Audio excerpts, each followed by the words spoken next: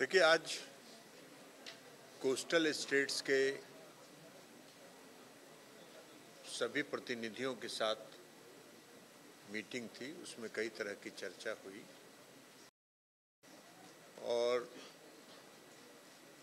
प्रधानमंत्री नरेंद्र मोदी को इनिशिएटिव रहा 2014 के बाद से, उसका परिणाम आज देखने को मिल रहा है। जहां 2014 तक फीस का प्रोडक्शन 94 लाख टन था, 94 लाख टन था, आज वो बढ़ के 184 लाख टन हो गया है प्रति वर्ष का। और पूरे विश्व में जो फीस प्रोडक्शन है उसमें 8% का कंट्रीब्यूशन हमारे देश का है।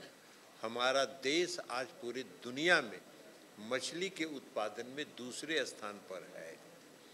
हमारा जो एक्सपोर्ट था वह 13-14 में जहां लगभग 30,000 करोड़ रुपए का था, वो आज आदरणीय प्रधानमंत्री नरेंद्र मोदी जी के इनिशिएटिव के कारण और जो उन्होंने कई तरह के जो इनिशिएटिव लिए, ब्लू रिवॉल्यूशन, प्रधानमंत्री मत्स्य संपदा योजना, FIDF, कई तरह की योजनाएं जो उन्होंने प्रारंभ की, उसका परिणाम है कि आज हमारा जो एक्सपोर्ट है वो दोगुना हो गया है। लगभग 60,000 से ज़्यादा, 60,523 करोड़ रुपए का हमारा एक्सपोर्ट सालाना हो गया। इसमें अपार संभावनाएं हैं अभी और भी आगे बढ़ाने की, क्योंकि फिशरी एक ऐसा सेक्टर है जिसमें अपार संभावना है।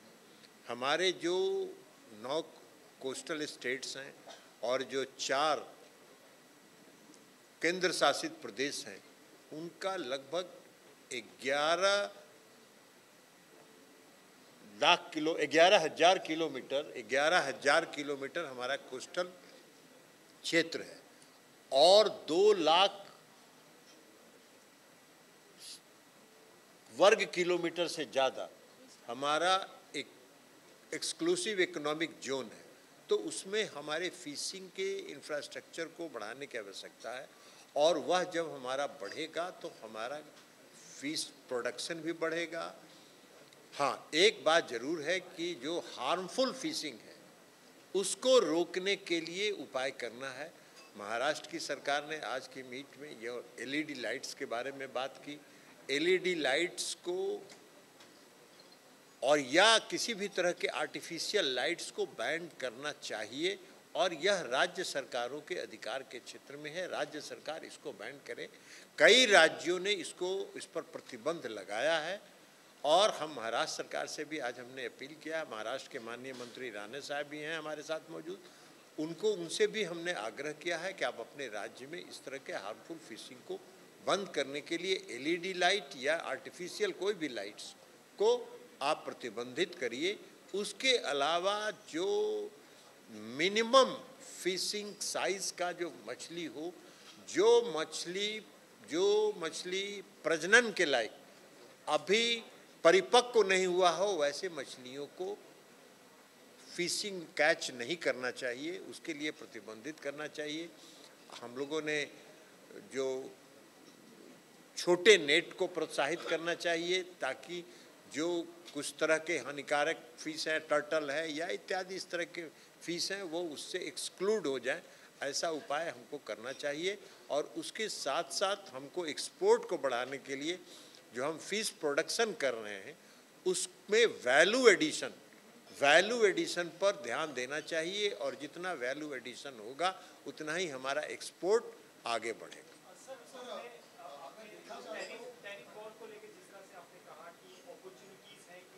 कई राज्य हैं जिन राज्यों में टैरिफ अगर लगा है तो उन राज्यों में मछली के उत्पादन के लिए हमारा बाजार खुल गया है।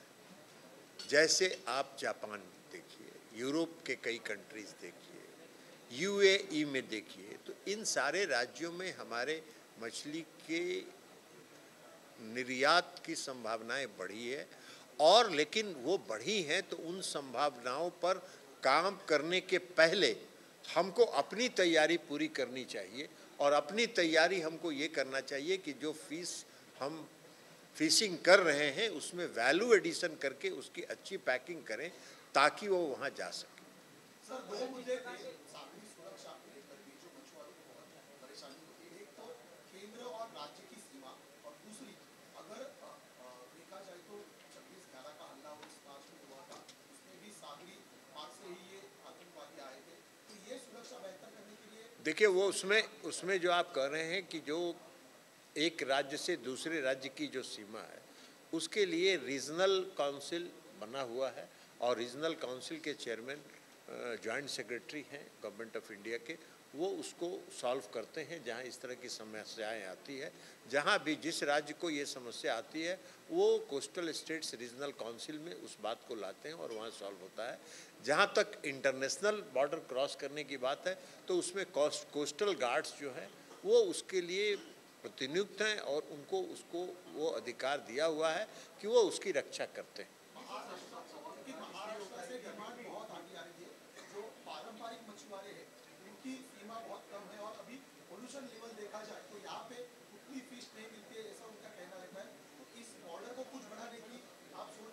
मैंने आपको बताया कि एक्सक्लूसिव इकोनॉमिक जोन जो है वो उस बॉर्डर से आगे है, तो जब हम EEZ में फिशिंग को बढ़ाएंगे EEZ की तरफ हम, लेकिन EEZ में फिशिंग को जाने के पहले हमको बेहतर बड़े आकार का वैसल्स का निर्माण करना होगा और उस वैसल्स में इनबिल्ट प्रोसेसिंग यूनिट्स को इंस्टॉल करना होगा ताकि हम जो फिशिंग करें उसकी प्रोसेसिंग भी हम इमीडिएटली उस वैसल के अंदर ही कर सकें, तभी हम उसको आगे बढ़ा पाएंगे।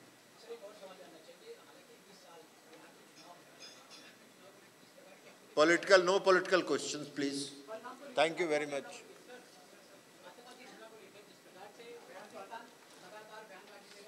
आपको एक बात बता दें कि पहलगाम में जो घटना आतंकवादी घटना हुई उससे पूरा देश का हर नागरिक दुखी है, हर नागरिक दुखी है।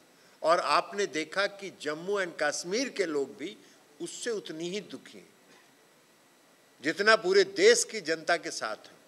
इसलिए कि जो जम्मू कश्मीर के जो नागरिक हैं उनकी आजीविका पर असर पड़ा है और जो कायरतापूर्ण कार्रवाई आतंकवादियों ने की है ये जम्मू एंड कश्मीर के लोगों के भी हितैषी नहीं है, वो उनके दुश्मन हैं, उनकी रोजी रोटी पर उनके पेट पर लात मार रहे हैं और इनको ये लगता है कि वो अगर भूखे मरेंगे तो हमारी ओर आकर्षित होंगे। और इस देश के प्रधानमंत्री आदरणीय नरेंद्र मोदी जी पर इस देश को पूरा भरोसा है कि इस तरह की कायरतापूर्ण कार्रवाई का मुंहतोड़ जवाब वो समय पर देंगे और वो समय पर देने के लिए सक्षम है।